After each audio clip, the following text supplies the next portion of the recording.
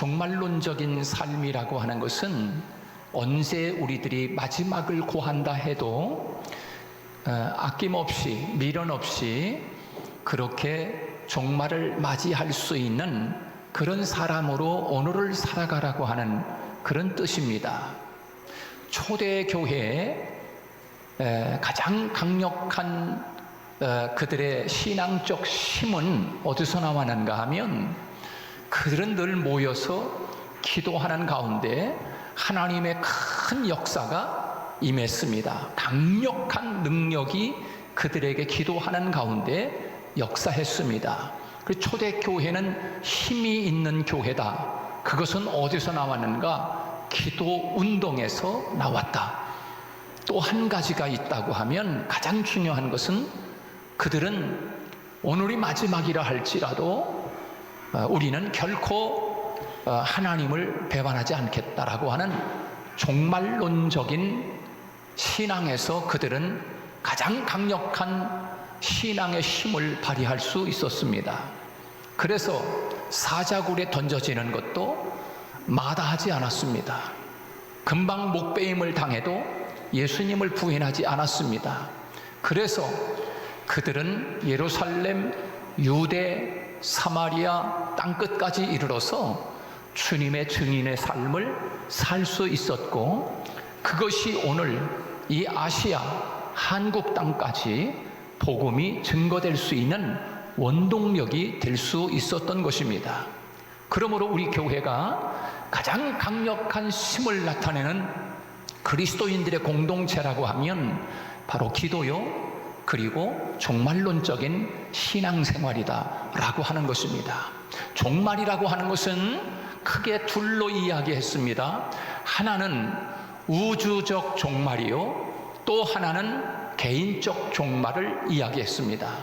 우주적인 종말이라고 하는 것은 이 세상이 마지막 끝, 예수님이 이 땅에 구름을 타고 오실 때 천사장과 함께 나팔을 불고 빰빠라반 그러면서 예수님이 이 세상에 임하여 이제 신부된 우리들을 맞이하기 위하여, 또 주님을 믿지 않는 사람들은 다 심판으로, 그렇게 마지막 이 세상을 이야기할 때 바로 이것이 우주적 종말이다, 그렇게 이야기하고 있습니다. 그런데 이 우주적 종말이 다가오면 다가올수록 세상 현상이 어떻게 일어나는가? 큰 지진이 일어나고 이상 현상이 일어나고, 그 다음에 사람들은 마음에서 사랑이 식어지고, 그러니까 이웃 사랑하는 것이 사라지고, 그 다음에 또 무엇이 있는가? 마지막 종말이 다가오면 다가올수록 일어나는 현상, 그것이 뭔가? 자기를 사랑한다. 다른 사람을 사랑하는 그 사랑이 식어지고, 자기를 너무 사랑하게 되고, 그 다음에 돈을 사랑하게 되고, 이것이 바로 마지막 때가 점점 다가오고 있다라고 하는 현상입니다. 그러므로 우리는 이 우주적 종말론 가지고 살아갈 뿐만 아니라 또 하나는 내 개인적인 종말입니다. 그것은 곧 우리는 세상에 태어날 때 할아버지, 할머니, 아버지, 엄마, 나 이렇게 순서대로 세상을 태어났지만, 그러나 우리가 이 세상을 마지막 종말을 고하고 죽음이라고 하는 그것이 다가오는 것은 순서 없이 가는 것이, 그것이 특징이다. 내 자식이 먼저 하나님 앞에 갈 수도 있고, 내 손자가 먼저 하나님 앞에 갈 수도 있고, 그러므로 이것은 개인적 종말. 그러므로 오늘 우리는 종말론적인 삶을 살아야 한다라고 하는 것을 우리에게 말씀해 주고 있습니다. 그러므로 종말론적인 삶을 살아가는데 구체적으로 우리는 어떤 삶을 먼저 해야 하는가? 첫째는 기도하라고 말씀했습니다. 만약 내가 얼마 살지 못한다면 어떻게 할까? 하나님 앞에 먼저 하나님 어떻게 할까요? 라고 기도하는 것, 그것이 가장 먼저임을 우리에게 말씀하고 있습니다. 그 다음에 오늘 본문 말씀에서 우리에게 말씀하기를 서로 사랑하라고 말씀하고 있습니다. 만물의 마지막에 가까웠으니 너희는 정신을 차리고 서로 사랑하라. 그리고 근신하여 깨어 기도하라. 그렇게 말씀하고 있지요. 여러분, 마지막 때가 다가오고 점점 우리들이 종말이 다가온다라고 했을 때 사랑하는 일이 가장 소중하다라고 하는 것이에요. 그래서 오늘 8절 말씀에서 무엇보다도 서로 사랑할지니 그렇게 말씀했어요. 마지막의 현상은 사랑이 식어진다고 그랬잖아요. 사랑이 식어져요. 그게 마지막 현상이에요. 그리고 자기를 사랑하게 되고. 여러분, 여기서 성경에서 마지막 때를 살아가는 삶의 자세에 있어서 가장 중요한 우선순위는 사랑하는 것이라. 왜 사랑을 강조하였겠습니까? 사랑이 신앙의 핵심이기 때문에 그렇습니다. 사랑이 없으면 모든 것이 다 있어도 주님이 함께 하지 않습니다. 그래서 요한 1서 4장 7절로 8절에 사랑하는 자들아 우리가 서로 사랑하자. 사랑은 하나님께 속한 것이니 사랑하는 자마다 하나님으로부터 나서 하나님을 알고 사랑하지 아니하는 자는 하나님을 알지 못하나니 이는 하나님은 사랑이심이라. 그렇게 말씀하고 있습니다. 진정한 믿음은 사랑을 통해서만 증거되는 것입니다. 사랑이 있어야 믿음을 증거할 수 있습니다. 사랑 없이 다른 사람에게 믿음을 전달해 줄 수 없습니다. 저 사람 불쌍해. 그래서 불쌍한 사람 보면서 사랑하는 마음이 있으니까 복음을 전하게 되고 그 믿음을 갖도록 해주는 것, 이게 바로 사랑이 전제되어 있다는 사실입니다. 그러므로 여러분의 마음속에 이렇게 기도하면 좋겠죠. 하나님, 제 마음속에도 다른 사람을 사랑할 수 있는 마음을 갖게 해주십시오.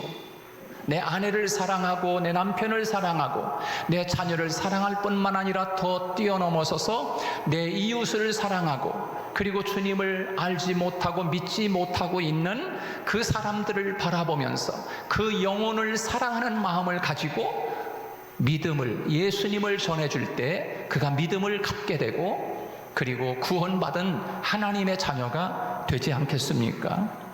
근데 오늘 본문은 어떻게 사랑하라고 말씀하고 있습니까? 무엇보다도 뜨겁게 사랑하라 라고 말씀했어요. 여러분, 이 사랑이 얼마나 중요하면 마지막 종말을 살아가는 우리를 향하여 말씀하기를 사랑하라, 서로 사랑하라. 여러분, 구약 성경의 최대 율법의 그 계명 중에 최대 계명이 뭔지 아십니까? 율법 전체 말씀, 율법 전체 핵심은 사랑입니다. 사랑. 근데 하나님을 사랑하라.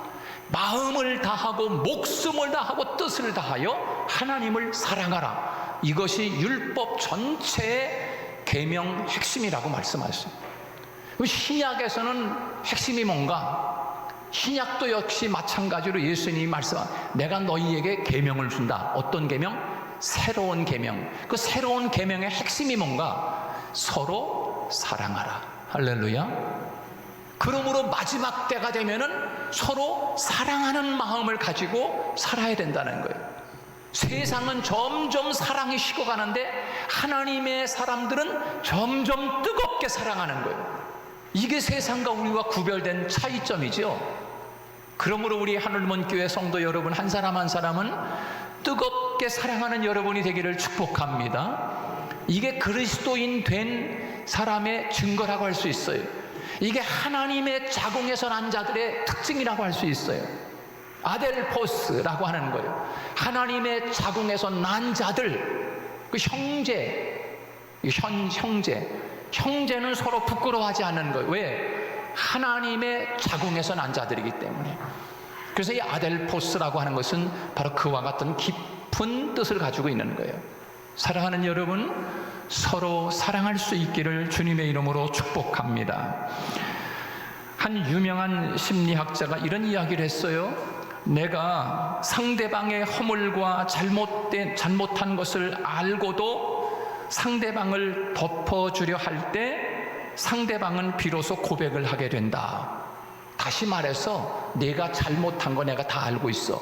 그럼에도 불구하고 그 잘못을 덮어주려고 할 때 그 사람이 고백을 하게 되고 그 모든 치유함이 거기서부터 일어난다는 거예요. 여러분, 사랑은 또 한 가지 특징이 있는데 덮어준다는 거예요. 덮어준다.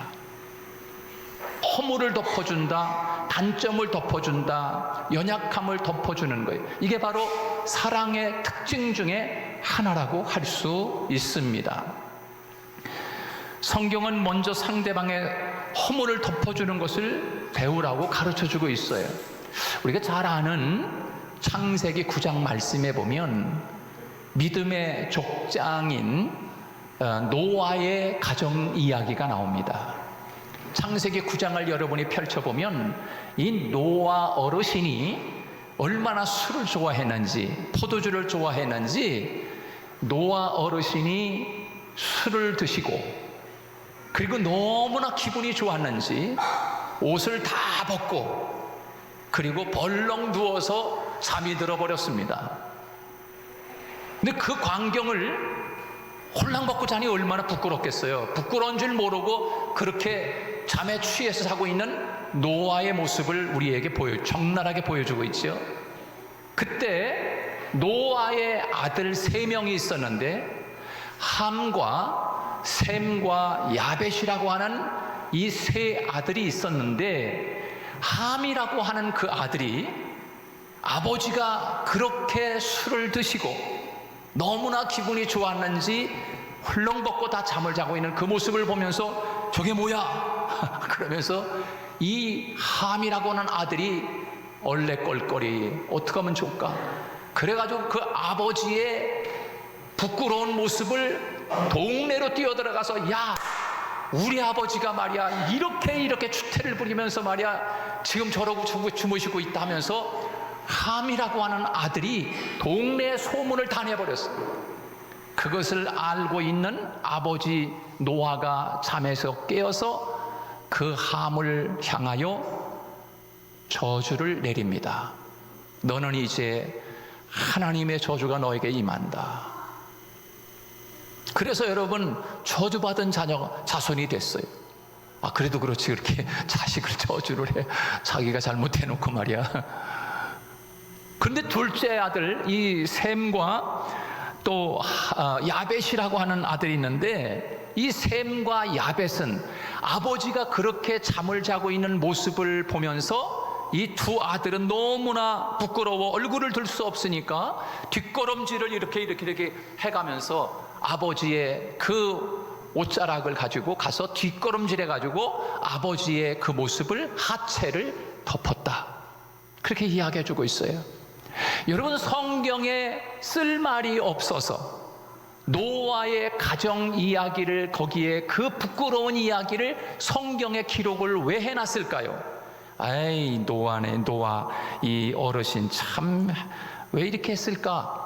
그렇게 성경을 읽는다면 그분은 성경을 읽을 줄 모르는 거지요. 여러분, 그 창세기 9장에 노아의 그런 모습을 거기에 기록한 것은 그 자체가 하나님의 말씀인 거죠. 하나님이 그 노아의 그 모습을 우리에게 말씀하고 싶어하는 메시지가 그 모습에 담겨 있는 거예요. 다시 말하면 사랑이라고 하는 것은 허물을 덮어주는 거야 라고 하는 하나님의 메시지가 그 노아의 그 모습을 통하여 우리에게 전달하고자 하는 메시지인 거지요. 사랑하는 여러분, 만약 우리 교회에 어느 집사님이 말이야, 내가 지나가다 보니까 거기 있잖아, 그 술집에서 술을 마시고 있더만. 나 그 집사님이 진짜 나 그런 줄 몰랐네. 아이고, 그냥 교회에서는 그냥 거룩한 척은 다 하는데 내가 지나가다 봤어. 여러분, 이렇게 허물을 들춰서 꺼내지 말라는 얘기야. 우리 권사님 지나가다 보니까 말이야, 거기 이렇게 허물을 들추는 함이 되지 말라는 거야. 오늘날 그런 함의 영향을 받은 사람들이 가끔 있어요. 보면, 그러면요, 하나님은 함과 같이 하나님이 싫어한다는 거야. 사랑은 허다한 죄를 덮는 것이지요. 그러므로 우리 하늘문교회 모든 성도가 샘처럼 야베처럼 복받는 허물을 덮는 멋진 신앙인이 되기를 주님의 이름으로 축복합니다. 그 다음에 여러분, 오늘 종말론적 삶을 살아가는 삶이라고 하는 것은 첫째는 기도하는 것이요, 사랑하는 것이요, 세 번째는 뭡니까? 대접하라. 서로 대접하라 그랬어요. 대접하라. 오늘 본문 9절 말씀에 서로 대접하기를 원망 없이 하고 그렇게 말씀하고 있지요. 여러분, 예수님께서 산상수훈의 유명한 황금률을 기억하십니까? 황금률, 예수님께서 말씀하셨습니다. 마태복음 7장 12절에서 그러므로 무엇이든지 남에게 대접을 받고자 하는 대로 너희도 남을 대접하라. 이것이 율법이요 선지자니라. 그렇게 말씀했습니다. 황금률의 교훈입니다. 다시 말해서 우리는 이 땅을 살아가면서 다른 사람들을 많이 대접할 때가 있습니다. 그런데 누굴 대접할 때 인색한 마음으로 그렇게 대접을 하면 그거를 대접받는 사람은 압니다. 이 느낌이 있습니다, 사람들이. 그러나 마음을 다하고 정성을 다한 그 대접이라고 하는 것은 정말 고마움이 있습니다. 거기에 큰 느낌과 사랑이 있습니다. 이때 우리는 원망 없이 정말 고마운 마음으로 주고받을 수 있는 그런 이 대접하는 것이 있지요. 여러분, 오늘 본문에서 그런 이유로 너희가 대접하되 원망 듣지 않게 대접하라고, 또 기쁜 마음으로 대접하라고 말씀하고 있어요. 초대교회 성도들은 이러한 중요한 특징이 있었습니다. 그래서 그들은 늘 집의 방문을, 그들의 집을 늘 개방하고 오픈하고 있었다는 거예요. 그래서 누구든지 자기 집을 열고 들어와서 함께 떡을 떼며 먹고 마시며 함께 그렇게 공유했습니다. 그래서 공산 그 사상이 어디서 남았느냐? 같이 먹고 같이 나눠 먹자. 공산 사상, 이 북한의 이 공산주의, 이 공산 사상이 바로 초대교회 성경에서 비롯된 거예요. 다시 말해서 다 같이 함께 떡을 떼며 가난한 자들이 없었어요. 왜? 있는 자가 다 가지고 와 서로 나눠주기 때문에.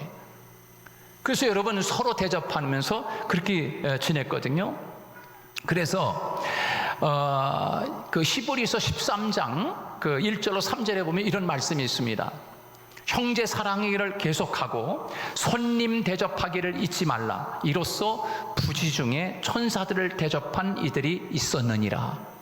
여러분, 이 말씀 읽을 때 여러분 무슨 생각을 했습니까? 누가 생각이 났습니까? 아브라함이 생각났지요. 그렇죠? 아브라함은 지나가는 길손을 대접한 사람 중에 한 사람입니다.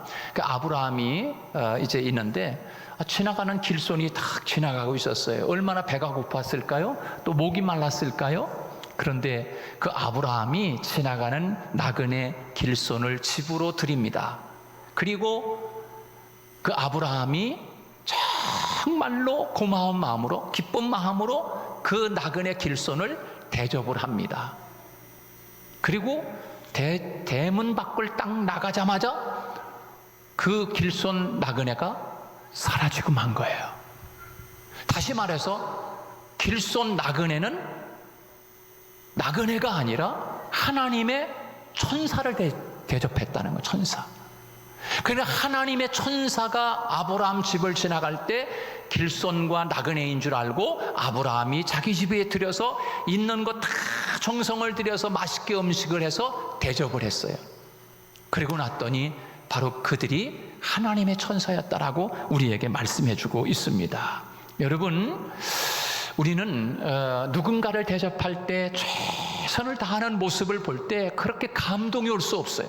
얼마나 감동스러운지 몰라. 예수님께서 비슷한 말씀 하셨습니다. 예수님 마지막 날 최후의 심판 때 너희들은 그랬어요. 오른쪽과 왼쪽에 있는, 오른쪽에 양, 왼쪽에는 염소, 양 닮은 염소를 향하여 주님이 이런 말씀 하셨지요. 오른쪽에 있는 양들을 향하여 너희들은 내가 옥에 갇혔을 때 돌아보았느니라. 너희들은 내가 목이 마를 때 물을 주었느니라. 너희들은 내가 옷을 벗고 다닐 때 옷을 입혔느니라. 배고플 때 먹을 것을 주었느니라. 그렇게 이야기하니까 오른쪽에 있는 양과 같은 성도들이 이렇게 이야기합니다. 선생님, 우리가 언제 주님을 돌아봤습니까? 우리가 언제 주님이 목마를 때 우리가 물을 주었습니까? 우리가 언제 주님이 배고파하고 헐벗었을 때 옷을 입혔습니까? 그때 주님이 이렇게 이야기합니다. 아니, 너희들이 세상을 살아가는 삶 속에서 가장 지극히 작은 어린 아이 같은 그 소자 하나에게 냉수를 주고 먹을 것을 주고 옷을 입히고 콧물을 닦아주고 그렇게 한 그것이 곧 내게 한 것이니라. 때로는 우리 인생을 살아가다가 내 삶의 주변에 어려운 거지가 지나갈 수 있습니다. 근데 그 지나가는 거지에게 밥 한 그릇을 주고 먹을 것을 주고 옷을 입혀주는 그 행위가 곧 주님은 나야, 나, 그것이 나야. 너희들 주변에 배고파하나 울고 있는 사람에게 먹을 것을 주고 옷을 입혀주는 그 행위가 그 거지가 나야 라고 주님이 그렇게 말씀하고 있는 것이에요. 사랑하는 여러분, 우리 성도들이 세상을 살아가면서 때로는 내가 도움을 줘야 할 사람들이 내 주변에 있다고 하면 그들에게 손을 펴고 도움을 줄 수 있는 그것이 곧 주님에게 한 것이라고 그렇게 주님이 말씀하고 있습니다. 그리고 왼쪽에 있는 이들에게 이야기합니다. 너희들은 내가 옥에 갇혔을 때 와보지도 않았다 이놈들아. 너희들은 내가 배고파할 때 먹을 것도 안 줬어. 너희들은 내가 목마를 때 마실 것도 주지 않았어.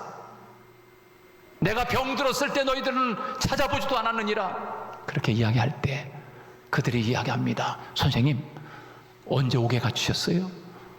언제 배고프셨습니까? 그렇게 이야기합니다. 그때 주님 말씀합니다.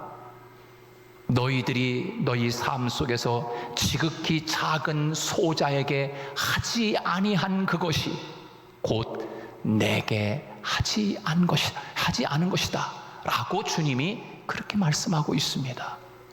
여러분, 마지막 때가 되면은 남을 대접하는 일이 그렇게 쉬운 일은 아닙니다. 왜? 자기만 알기 때문입니다. 자기를 너무 사랑하기 때문에 그렇습니다. 이것이 곧 마지막 때임을 우리에게 말씀하고 있는 것 아니겠습니까? 그리고 마지막 종말을 살아가는 우리를 향하여 주님이 이렇게 말씀합니다.